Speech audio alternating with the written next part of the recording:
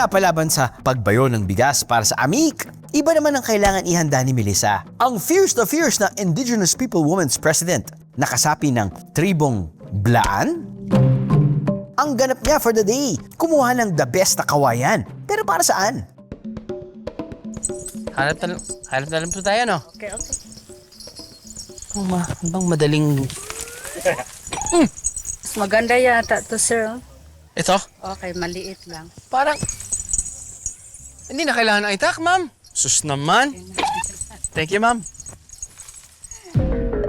Ang kawayan na nakuha, sa lutuan mapupunta. Gagamitin itong panluto sa ipinagmamalaking putahe ng kanilang tribo. Ang alnulot. Naklangi. Sa sinaunang panahon, walang kaldero. Gusto namin na hindi mawala yun. Kakaiba kung ikukumpara sa linuto sa kaldero. Masarap ang kawayan. Kapag malinis na ang kawayan, isa-isang ipapasok sa loob ang mga sangkap. Inuna muna ang mga klangi o maliliit na alimango. Uunahin natin yung mga malalaki para madali maluto. Walang mabibili nito dito. Kukunin lang yun sa ilog. Ilagay na rin itong mga sahog. Ganda leaves naman ang isusunod. Ito naman, basil leaves. Bawing ang sa amin nito, bawing. Pangalan sa Blaan. Gamit naman ng binilot na dahon ng saging, ito ang magiging takip ng kawayan. Maluto siya around 20 to 25 minutes. Nakakatakam naman yan. Pero bago yan tikman, ang mga pagkain ng tribong Blaan.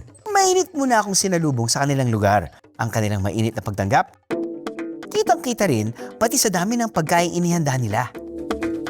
Ito na po ang alnulot natin, sir. Yun, may sabaw. Ito ang ablangon sa amin. Ito ang pinaka-special na pagkain pag may festival po. Ablanon. Blangon. Blangon. Yeah. Malagkit na Kanin. kanin. Yan. So, kuha din po ako. Kuha ka ng isa. Ma'am?